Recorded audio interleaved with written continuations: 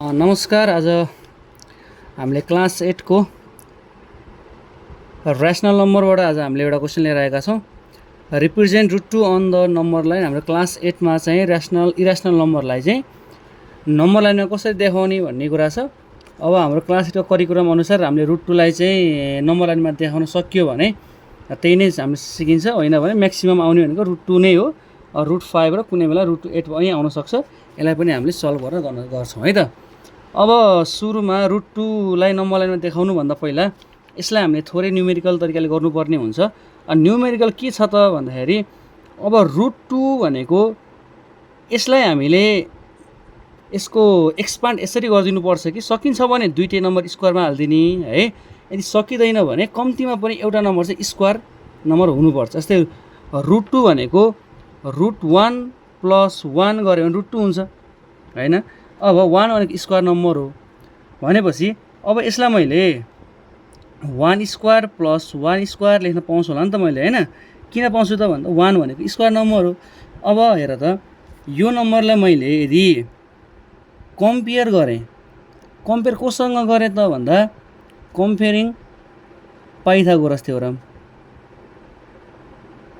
Pythagoras थ्योरमसँग comparing गऱ्यो भने त्यो त हाम्रो h² = p² + b² हुन्छ, पाइथागोरस थ्योरम, होइन। अब h² भनेको √2 को होल स्क्वायर हो कि होइन, हो नि त, होइन। अब स्क्वायरलाई यतापट्टि लाँदाखेरि जस्तै 1² + 1 स्क्वायर थियो। अब यो भनेको √2 स्क्वायर जाँदा के भयो त भन्दा स्क्वायर रुट भयो भन्दा 1 + 1 स्क्वायर + 1 स्क्वायर भनेपछि यो h रहेछ, यो भनेको p रहेछ, यो भनेको के रहेछ b रहेछ। अब h को स्क्वायर कहाँ गयो त उतापट्टि जाँदाखेरि स्क्वायर रुट भएर गयो भन्ने कुरा बुझ्नु पऱ्यो है। अब कम्पेयर गर्दाखेरि हामीले h भनेको √2 पायौँ है, p भनेको 1 पायौँ, b पनि कति पायो त 1 पायो। यो p भयो, यो b भयो, यो कति भयो h भयो हो। अब यी डाटालाई लिएर हामीले के गर्छौँ त भन्दा नम्बर लाइन बनाउँछौँ है। नम्बर लाइन बनाउँदाखेरि यसरी लाइन ड्र गर्ने। लाइन ड्र गर्दाखेरि नम्बर लाइन बनाउनु पऱ्यो। नम्बर लाइन बनाउँदाखेरि चाहिँ अलि राम्रोसँग जस्तै यो 0 यो पछाडिको यो सिएम वाला नलिने कि यो फिट वाला लिनु पऱ्यो। 0 to 1 यो 2 मान, यसलाई 3 4 मानेर मैले चारवटा मात्र लिएँ, म धेरै लिइनँ है। अब यो भनेको 0, यो भनेको 1 भयो, यसलाई भनेको 2 भयो, यो 3 भयो, अनि यो कति भयो त 4 भयो। अब अहिले हाम्रो बेस कति छ हेर त, बेस भनेको त 1 छ। अब 1 लिँदाखेरि यहाँबाट एउटा पर्पेन्डिकुलर लाइन ड्र गर, सिधा लाइन ड्र गर है। लाइन ड्र गरिसके पछाडि अब कम्पास लिग। कम्पासलाई 0 देखि 1 सम्म मजाले तन्काइदेऊ, यसरी तन्काइदेऊ। तन्काएपछि यसलाई यसरी यहाँ काटिदेऊ, काट्यो है। अब यहाँदेखि यहाँ त काटिँदैन भने यो 0 देखि यो माथि जुन काटेको पोइन्ट इन्टरसेक्टिङ पोइन्ट छ, इन्टरसेक्टिङ पोइन्टसम्म यसरी तन्काइदेऊ। तन्काइसके पछाडि यहाँबाट कुनै पनि नबिगारिकन सट्ट यसलाई यसो के गर यसरी घुमाइदेऊ है। घुमाइसके पछाडि जहाँनिर यो नम्बर लाइनमा काटिन्छ हो त्यो नै के भयो त √2 भयो। अब हामीले बेसबाट तानिसके पछाडि यो 1 0 to 1 यो 1 भयो। अब हेरौँ, अब यसलाई पनि यहाँबाट जोडिदिउँ यसरी है। हो चट्ट यसरी जोडिदिएपछि हेर त, यो बेस हाम्रो 1 युनिट, यो हाइट सरी पर्पेन्डिकुलर यो पनि 1 युनिट, अनि यो पाइथागोरस थ्योरम अनुसार के भयो हाइपोटेनियस भयो, यो कति भयो √2। अनि नम्बर लाइनमा देखाउनु पर्ने √2 यहाँनिर छ है त। त्यस्तै गरी यदि मलाई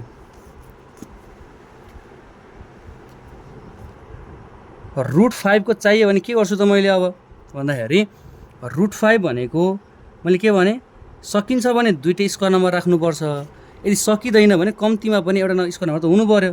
√5 भनेको मैले गर्दा हेर 1 + 4 लेख्न पाउँदैन मैले, 1 र 4 जोड्दा 5 पाउँछु मैले, होइन। अब √5 भनेको 1 भनेको 1 कै स्क्वायर हो, 4 भनेको कसको स्क्वायर हो 2 × 2 गर्दा 4 आउँछ भनेपछि 4 कसको रहेछ 2 को स्क्वायर रहेछ। अब फेरि यसलाई के गर्नु पर्यो पाइथागोरस थ्योरमसँग कम्पेयर गर्नु पर्यो। कम्पेयर गर्दाखेरि √5 = यो भयो सरी यज भनेको अब कम्पेयर गर्दाखेरि √5 हुन्छ। पी भनेको यो p1 बी कति भयो त 2 भयो। अब यसैलाई फेरि के गर्नु पर्यो हामीले भन्दाखेरि नम्बर लाइनमा देखाउनु पर्यो। अघि जस्तै अघिको स्टेप फलो गर्ने लाइन लामो तान्ने सट्ट लाइन तान्ने है। लाइन ड्र गरिसके पछाडि पछाडिको माथिको सिएम नलिनिकन तल पछाडिको नम्बर लिएर यसरी यो डट लाउने 0 मा डट लगाइदेऊ 3 मा 4 मा धेरै गर्न पर्दैन 4 या 5 सम्म गरे पुग्छ है। धेरै हामीलाई गाह्रो आउँदैन 3 4 ल यसलाई 5 मानिदिउँ ल। अब अहिले हाम्रो बेस कति छ भन्दा 0 to 2 छ भनेपछि अब हामीले 2 मा गएर के गर्नुपर्छ भन्दा लाइन परपेन्डिकुलर लाइन बनाउनु पर्यो। लामो लाइन बनाइदेऊ 2 मा। अघि हाम्रो बेस 1 भएर हामीले 1 मा लाइन ड्र गरेको भने अहिले बेस कति छ हाम्रो 2 छ भने लाइन कहाँ बन्ने भयो 2 मा बन्ने भयो भन्ने कुरा बुझ्नु पर्यो है। अब यति बनिसके पछाडि हाम्रो परपेन्डिकुलर कति छ 1 युनिट छ। अब स्केलको सहायता लिने भयो भने यसरी यो 0 to 1 गर्दा पनि भयो है। यसरी गर्ने अनि यहाँबाट सट्ट यसरी तान्ने। अब तान्दाखेरि 0 देखि यहाँसम्म तन्काऊ है। सुरा सानो हुन्छ त्यसले तन्काएपछि ठुलो भयो। अब यसरी तन्काएर यहाँसम्म ट्याक्क मिलाएर यसलाई के गर थोरै यसरी काट्देऊ। काटिसके पछाडि यो जुन बनेको छ यो भनेको √5 भयो है। अनि पछि गएर हामीले अहिले के गरेको यो काटेको इन्टरसेक्टिङ पोइन्टलाई 0 सँग जोडिदिएको हो। यसरी 0 सँग जोड्नु पर्यो। अनि यो हुन्छ √5 अनि यो भयो बेस हाम्रो 2 युनिट अनि परपेन्डिकुलर कति भयो त 1 युनिट। हेर्दै हाइपोटेनियस √5 परपेन्डिकुलर युनिट 1 बेस कति भयो छ युनिट 2 छ। त्यस्तै गरी हामीले अर्को भनेको छ √8 को पनि चाहिन्छ हामीलाई। म्याक्सिमम √2 गरे भयो हामीलाई है। √5 र √8 चाहिँ कहिलेकाहीँ आउने क्वेसन भयो त्यही भएर चाहिँ √5 पनि गरिदिएँ। अब यसै गरी √8 लाई गर्दाखेरि यसको मैले फिगर चाहिँ बनाउँदिनँ। √8 भनेको के रहेछ त भन्दाखेरि अब यसलाई गर्दाखेरि 4 + 4 गर्दा 8 भयो हैन। 4 त स्क्वायर नम्बर हो। त्यसो भए √8 = के भयो त भन्दा 4 भनेको 2 को स्क्वायर + 2 को स्क्वायर। अब यसलाई पनि कम्पेयर गर्दाखेरि के भयो भन्दा यज भनेको √8 भयो सिम्पल तरिकाले हैन। अगाडिको p यो 2 युनिट भयो यो अनि b पनि कति भयो त 2 युनिट भयो भनेर अब यसैलाई यसरी डायग्राममा देखाउन मिल्छ है त।